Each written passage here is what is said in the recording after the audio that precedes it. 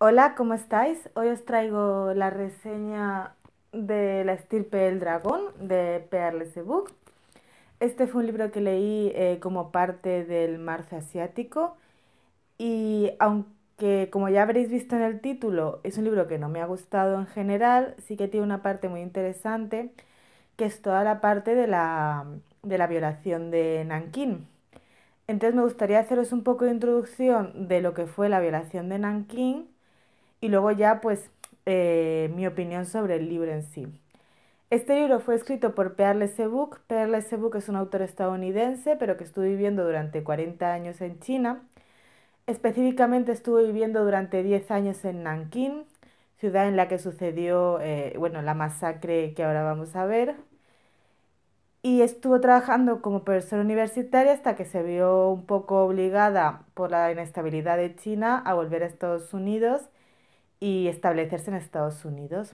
Esta autora es sobre todo conocida por La Buena Tierra, que es la otra novela que yo al menos me he leído de ella, que es esta. Esta novela sí que es muy recomendable y me gustó mucho. Es la novela por la que ganó el premio Pulitzer y luego ganó el premio Nobel en 1938. Interesante comentar que su premio Nobel fue bastante criticado porque se consideraba que en vez de a ella deberían habérselo dado a Virginia Woolf, pero como Virginia Woolf era bastante polémica, decidieron dárselo a Pearl Book. Este libro es un libro posterior a cuando ella ganó el premio Nobel. Este libro es de 1941 y explica, como ya he comentado antes, el suceso que se conoce como la violación de Nankín. Nankín fue invadido por las tropas japonesas en 1937, creo que fue. A ver. Sí, el 13 de diciembre de 1937. Cayó frente al ejército japonés y durante las próximas 6 semanas se calcula que murieron entre 100.000 y 500.000 personas. Voy a dejar esto aquí porque así puedo hablar más cómodamente. Espero que se esté viendo. Entonces se calcula que murieron entre 100.000 y 500.000 personas. Si hablamos del tribunal japonés, ellos dicen que son 100.000. Estados Unidos calcula en base a sus archivos que fueron descalificados que fueron medio millón de personas. Estos asesinatos fueron mayoritariamente población civil, ya que el ejército nacionalista, que era el que estaba defendiendo la ciudad, fue abandonado y huyó a zonas seguras. Y en estas 6 semanas pues hubo todo tipo de torturas, violaciones, bueno, todo lo que os podáis imaginar contra los derechos humanos sucedió allí. Es especialmente famoso una competición que había entre los soldados japoneses de ver quién era el primero en decapitar a 100 personas con una katana. Después de unos 2 o 3 años de una situación bastante inestable, el gobierno japonés decidió poner un gobierno colaboracionista. ¿Esto qué quiere decir? Que eran ¿cómo se dice?, personas políticamente relevantes chinas que decían que apoyaban al régimen japonés y que se supone que gobernaban, pero en realidad eran eh, mandados del gobierno japonés. Y esta situación duró hasta 1945, cuando hubo la rendición de Japón después de las 2 bombas atómicas que Estados Unidos lanzó en Japón. Y entonces Japón fue obligado a descolonizar bueno, todas las zonas de China que había invadido y también Corea.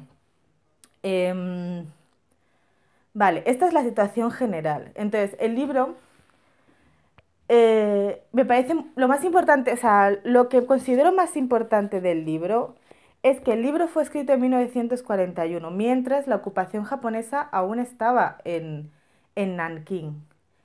Entonces, yo creo que claramente es un intento de la autora por dar a conocer esta situación terrible que estaba pasando en esta ciudad, que encima era una ciudad que ella conocía de manera muy cercana, porque ella había estado viviendo y trabajando allí 10 años. No me puedo imaginar las cartas que recibiría, si es que podía recibir algún tipo de comunicación, dada la situación de compañeros, amigos de allí, y lo que le dirían y todo el shock y el sufrimiento que conllevaría, bueno, para Perle-Sebuc y sobre todo para la gente que vivía allí, ¿no? Entonces yo creo que ella, siendo como hacía poco que había ganado el premio Nobel, decidió que escribir una novela era la mejor manera de difundir esto y escribió esta novela. Esta novela, la función principal es esta, y esto es algo que se nota desde el principio. No hay una historia, una línea de la historia definida. En realidad lo que te hace es explicarte todos los sucesos terribles que van pasando a través de una familia extensa. Esta familia extensa creo que es uno de los grandes problemas de esta novela, porque la autora no se centra solo en uno o dos o tres protagonistas, ¿no? En los cuales ella pueda desarrollar al personaje. No, como que acaba mezclando todos los personajes, un poquito de uno, un poquito de otro, y al final acabas no teniendo una idea clara de la personalidad de cada uno, y te da la sensación de que al final los propios personajes son excusas y que en realidad no tienen ninguna importancia en la historia, sino que lo importante es el conflicto. Y eso hace que la historia en sí se haga muy pesada y muy lenta, porque no le ves sentido a cómo te cuenta las cosas, a lo que va pasando, porque como he dicho, no acabas de conectar con ninguno y aunque todo lo que te cuente es terrible, no hay interés por, al menos yo no tenía interés por continuar viendo lo que pasaba porque ya sabía que mal iba a ir y eso, y como no conectaba con los personajes, pues realmente no tenía esa necesidad de continuar leyendo. ¿Qué más? Hay algunos temas un poco controvertidos aquí, por decirlo así. Por ejemplo, la autora hace mucha diferencia entre lo que son mujeres que sabían leer y mujeres que no sabían leer, como si el saber leer fuese algún tipo de valor moral, cuando realmente no es así. En esta época la gente que sabía leer era porque había tenido la oportunidad de aprender a leer, que era una minoría de la gente. Y sí que es verdad que probablemente habría gente que tendría la oportunidad de aprender a leer y que decidiría no leer pues porque no vería que les sería útil.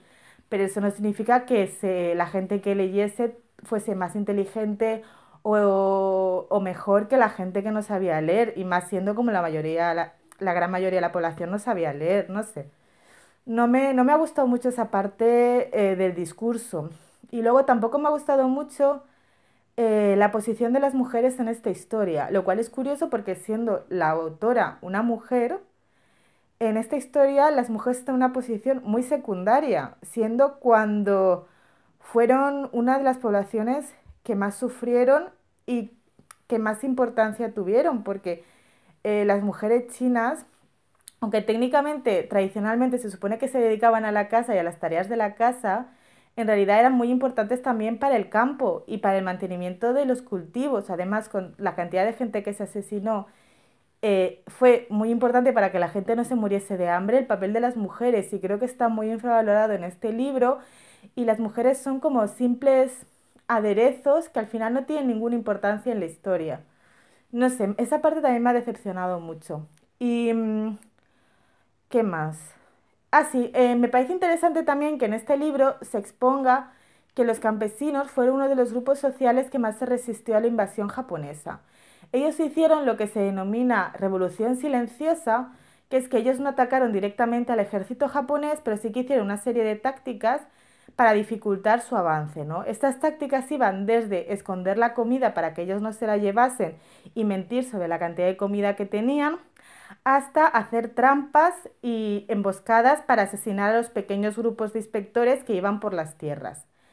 Los campesinos fueron el mayor grupo de resistencia de China y de hecho los japoneses conquistaron las ciudades, pero nunca fueron capaces de tener el control completo del campo. Y yo creo que es una de las cuestiones por las que los chinos se sienten tan orgullosos de su actuación, y ellos a la guerra chino-japonesa la llaman la gran resistencia china contra Japón o algo así.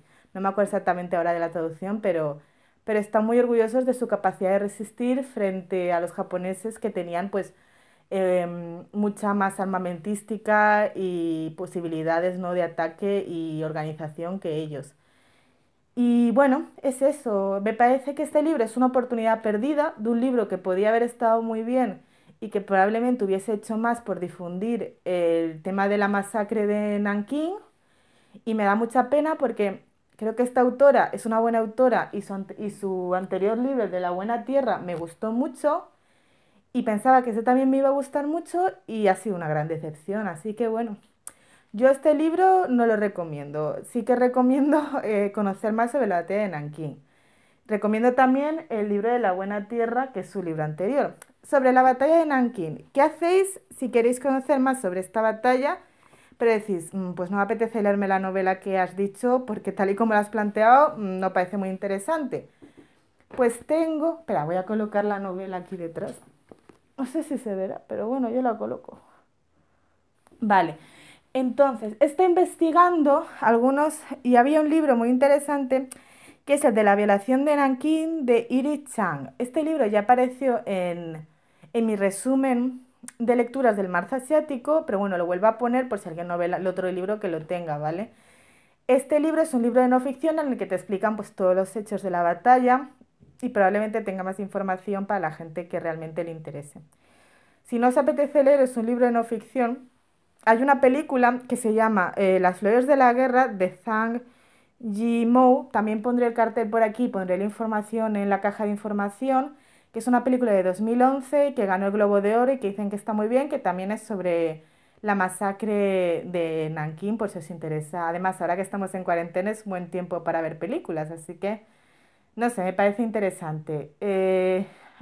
Con esto acabo la serie del marzo asiático.